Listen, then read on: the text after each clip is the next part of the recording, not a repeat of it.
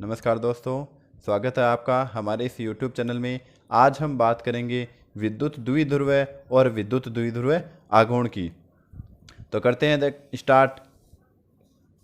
Suppose करो हमारे पास दो आवेश है। पहला आवेश तो है +Q और दूसरा आवेश यहाँ पर स्थित है -Q। ये दोनों आवेश एक दूसरे से बहुत अल्प दूरी पर स्थित है। मतलब इन दोनों के बीच की दूरी कितनी है?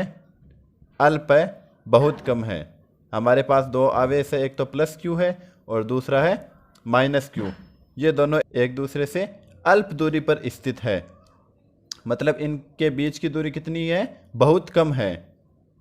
तो हमारे पास दो आवेश है, पहला तो +Q और दूसरा -Q। इसका मतलब हम बोल सकते हैं कि हमारे पास आवेशों का एक जोड़ा है या युग्म है।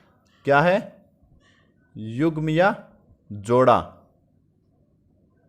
तो देखो विद्युत द्विध्रुव की डेफिनेशन क्या बनती है कि यदि दो आवेश, कितने आवेश है हमारे पास? दो आवेश है। हमारे पास दो आवेश है और एक दूसरे से अल्प दूरी पर स्थित है। अल्प बोल दे या अत्यल्प बोल दे। यदि दो आवेश एक विपरीत प्रकृति के होने चाहिए, अल्प दूरी पर स्थित होने चाहिए। यदि दो आवेश विपरीत प्रकृति की हो तथा अल्प दूरी पर स्थित हो तो आवेशों का यह युग्म, युग्म का मतलब क्या कहलाता है? जोड़ा। आवेशों का यह युग्म या जोड़ा क्या कहलाता है? विद्युत द्विध्रुव कहलाता है। देखो यहाँ पर डेफिनेशन, हमारे पास पहला आवेश +Q है और दूसरा -Q है। तो डेफिनेशन क्या होगी? दो समान किंतु विपरीत प्रकृति के आवेश। ये देखो दोनों आवेश कैसे हैं? समान है और इनकी प्रकृति कैसी है? विपरीत है। तो समान किंतु विपरीत प्रकृति के आवेश एक दूसरे से अत्यल्प दूरी पर स्थित हो। इनके बीच की जो दूरी है वो कितनी होनी चाहिए? अत्यल्प होनी चाहिए। हमें यहाँ पर समझने के लिए दूरी अधिक लिए, अन्यथा ये दूरी कितनी होती है? बहुत कम होती है, अत्यल्प होती है। तो देखो आवेशों के इस युग्म को हम क्या बोलते हैं? विद्युत द्विध्रुव बोलते हैं। आवेशों के इस युग्म को क्या बोला जाता है? विद्युत द्विध्रुव बोला जाता है। अब देखो विद्युत द्विध्रुव तो हमने देख लिया। अब बात करते हैं विद्युत द्विध्रुव आघूर्ण की। तो विद्युत द्विध्रुव आघूर्ण क्या होता है, इसके बारे में बात करते हैं। हमारे पास ठीक पहले के जैसे दो आवेश है। ये तो है +Q और ये है -Q। दोनों आवेश की प्रकृति कैसी है? विपरीत। और इनके मान कैसे हैं? समान है। और ये हो गई इनके बीच की अल्प दूरी। इनके बीच की क्या हो गई? अल्प दूरी। हम मान लेते हैं ये जो अल्प दूरी है, ये अल्प दूरी कितनी है? 2a। ये जो अल्प दूरी है, ये अल्प दूरी कितनी है? 2a है। दोनों आवेशों के बीच की जो अल्प दूरी है वो कितनी हो गई? 2a। तो यहाँ पर विद्युत द्विध्रुव आघूर्ण की डेफिनेशन क्या बनेगी? विद्युत द्विध्रुव आघूर्ण की डेफिनेशन ये बनेगी कि यदि दो आवेश समान और विपरीत प्रकृति के हैं और उनके बीच की दूरी कितनी हो? 2a हो, तो इनका गुणनफल, मतलब दोनों में से किसी एक आवेश का मान Q और दोनों के बीच की दूरी कितनी होनी चाहिए? 2a का गुणनफल क्या कहलाता है? विद्युत द्विध्रुव आघूर्ण। फिर से देखो हमारे पास कितने आवेश है? दो आवेश है। दोनों की प्रकृति कैसी है? विपरीत। और दोनों के जो मान है वो कैसे हैं? समान है। और इनके बीच की दूरी कितनी है? 2a है। तो विद्युत द्विध्रुव आघूर्ण की डेफिनेशन क्या बनेगी?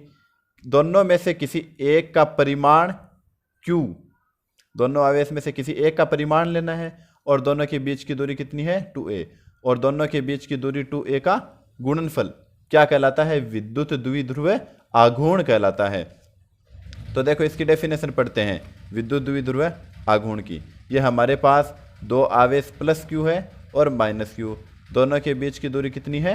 2a है। तो इसकी डेफिनेशन क्या बनेगी?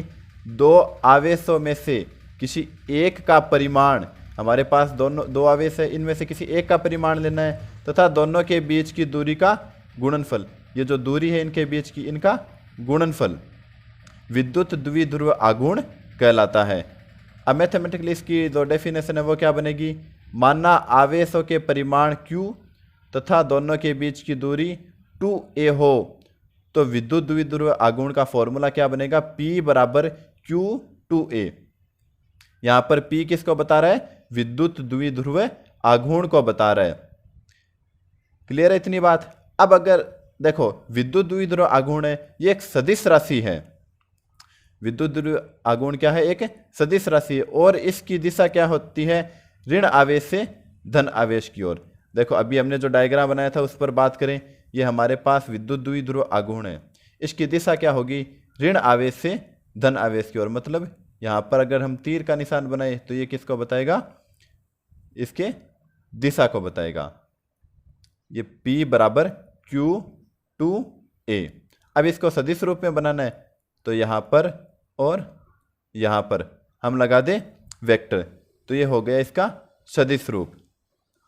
तो देखो सदिश रूप में हम इसे कैसे लिख सकते हैं, P वेक्टर बराबर Q into 2 into A vector, क्योंकि A क्या है, दूरी है, दूरी कितनी है, 2a है। तो अब आगे देखो दिशा की बात करें तो विद्युत द्विध्रुव आघूर्ण की दिशा ऋण आवेश से धन आवेश की ओर होती है। अब बात करें इसके मात्रक की, तो मात्रक होता है इसका कूलाम मीटर। कूलाम मीटर कैसे होता है, देखो अभी हमने फॉर्मूला लिखा था P वेक्टर बराबर Q into 2a vector. Q तो है आवेश, आवेश का मात्रक क्या होता है, कूलाम, और 2a क्या चीज है, दूरी है, और दूरी का मात्रक क्या होता है, मीटर। तो जो विद्युत द्विध्रुव आघूर्ण है उसका मात्रक क्या होगा, कूलाम मीटर। ठीक है। और दूसरी सबसे बड़ी बात, ये जो विद्युत द्विध्रुव आघूर्ण है इसको किससे प्रदर्शित करते हैं, P से प्रदर्शित किया जाता है। यह बात आप याद रखना। अब देखो विद्युत द्विध्रुव को लेकर कुछ एक महत्वपूर्ण बातें निकल कर आती है, उन पर बात करते हैं।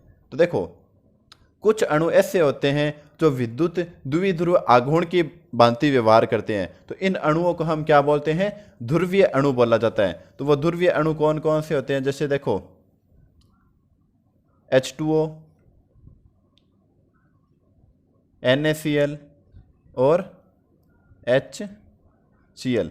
अब ये विद्युत द्विध्रुव आघूर्ण की भांति व्यवहार कैसे करते हैं, इनकी स्ट्रक्चर देखें तो ये तो हो गया ऑक्सीजन। H2O की बात करें तो ये तो ऑक्सीजन, यहाँ पर हाइड्रोजन और यहाँ पर भी हाइड्रोजन। तो देखो ये विद्युत द्विध्रुव की भांति व्यवहार कर रहा है, मतलब इसके दो ध्रुव हो गए, एक तो ये वाला और दूसरा ये वाला, इसके दो ध्रुव हो गए। इसका मतलब ये किसकी भांति व्यवहार कर रहा है, विद्युत द्विध्रुव की भांति। जैसे NaCl है, ये सोडियम और यहाँ पर क्लोरीन हो गया, और इनके बीच में ये जो दूरी होती है बहुत अल्प होती है, तो ये भी विद्युत द्विध्रुव की भांति व्यवहार करता है। और जो हाइड्रोजन और क्लोरीन है इनके बीच की भी दूरी है, ये भी अल्प होती है, तो ये भी एक विद्युत द्विध्रुव आघूर्ण की भांति व्यवहार करता है।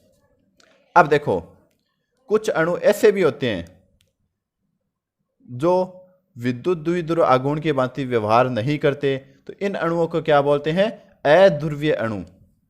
देखो इसका मतलब क्या है कि जो अध्रुवीय अणु वो कैसे होते हैं, जब किसी अणु या यौगिक के धनावेश और ऋणावेश एक दूसरे के ऊपर हो, मतलब संपाती हो एक दूसरे के ऊपर। जैसे मान लीजिए पहला अणु है वो यहां पर है, दूसरा अणु भी इसके ऊपर आ गया, मतलब एक दूसरे के ऊपर है, संपाती है, तो हम इसको क्या बोलेंगे, अध्रुवीय अणु बोलेंगे। जैसे देखो जब किसी अणु या यौगिक के धनावेश और ऋणावेश एक दूसरे पर अर्थात संपाती होते हैं तो इन्हें क्या बोलते हैं, अध्रुवीय अणु कहते हैं। एग्जाम्पल के रूप में जैसे देखो H2O, ग्रेफाइट और हीरा, इनके जो अणु है वो एक दूसरे के ऊपर स्थित होते हैं, लेकिन अभी हमने जो पढ़ा था ध्रुवीय अणु, उसके अणु एक दूसरे के ऊपर नहीं होती, मतलब दूर दूर होते हैं। जैसे ये H+ है और ये Cl- है, तो ये एक दूसरे के ऊपर नहीं, दूर दूर है। जैसे Na+ Cl- है, तो ये भी एक दूसरे के ऊपर न होकर के दूर दूर है, मतलब दो ध्रुव की भांति व्यवहार कर रहे हैं। और उसके बाद में आता है प्रेरित ध्रुवीय अणु। प्रेरित ध्रुवीय अणु क्या होता है, देखो प्रेरित ध्रुवीय अणु की बात करते हैं। मान लेते हैं हमारे पास ये एक अणु है जो कैसा है, अध्रुवीय है, मतलब इसका ध्रुव जो धनावेश और ऋणावेश है वो एक दूसरे पर संपाती है, एक दूसरे के ऊपर है, इसलिए हम बोल देते हैं इसको अध्रुवीय अणु। इस अध्रुवीय अणु को हम एक समान विद्युत क्षेत्र में रख देते हैं। ये हमने एक समान विद्युत क्षेत्र में इस अणु को रख दिया है। एक समान विद्युत क्षेत्र क्या होता है कि वह विद्युत क्षेत्र जिसका मान प्रत्येक स्थान पर एक समान रहता है, मतलब बदलता नहीं है, प्रत्येक बिंदु पर विद्युत क्षेत्र का मान एक समान हो, तो उसे हम बोलते हैं एक समान विद्युत क्षेत्र या समरूप विद्युत क्षेत्र भी इसको बोला जाता है। तो देखो हमारे पास एक अध्रुवीय अणु है जिसका धनावेश और ऋणावेश एक दूसरे पर संपाती है, इसको हम एक समान विद्युत क्षेत्र में रख देते हैं। तो होता क्या है, कुछ समय पश्चात, पहली बात तो ये जो विद्युत क्षेत्र है इसकी दिशा ये वाली है, इधर तीर की दिशा में, तो कुछ समय पश्चात क्या होगा, जो धनावेश है वो विद्युत क्षेत्र की दिशा में, जबकि ऋणावेश है वो विद्युत क्षेत्र की विपरीत दिशा में चला जाएगा। मतलब इस तरह से सिचुएशन होगी। ये एक समान विद्युत क्षेत्र है, तो यहां पर तो आ जाएगा धनावेश और यहां पर आ जाएगा ऋणावेश, और ये जो अध्रुवीय अणु है ये ध्रुवित हो गया। ये धनावेश है और ऋणावेश है, ये दोनों अलग अलग हो गए, और ये जो अध्रुवीय अणु था ये अब कैसा हो गया, ध्रुवित हो गया। ये किसकी वजह से हुआ है, इस एक समान विद्युत क्षेत्र की वजह से हुआ है। अतः हम इसको बोल सकते हैं कि ये एक समान विद्युत क्षेत्र की प्रेरणा से ध्रुवित हुआ है, तो इसलिए हम इसको बोलते हैं प्रेरित ध्रुवीय अणु। क्लियर है इतनी बात? तो देखो इसकी डेफिनेशन क्या होगी।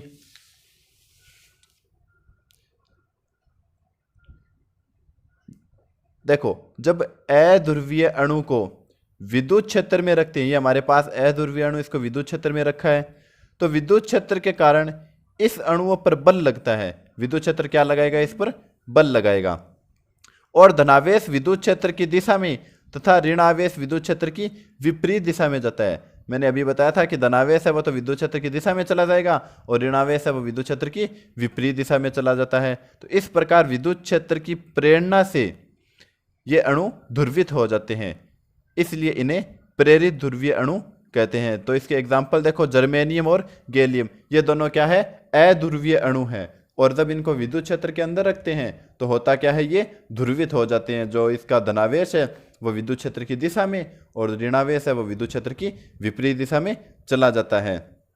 तो इसका मतलब वो क्या हो गए, अब ध्रुवित हो गए। तो उम्मीद है आप लोगों को ये वीडियो पसंद आया होगा। अगर वीडियो पसंद आया है तो इसको लाइक और शेयर ज़रूर करें, और अभी तक आपने हमारे चैनल को सब्सक्राइब नहीं किया है तो चैनल को भी सब्सक्राइब कर दें। और अगर किसी भी टॉपिक में डाउट है तो आप मुझे कमेंट बॉक्स में बता सकते हैं। धन्यवाद।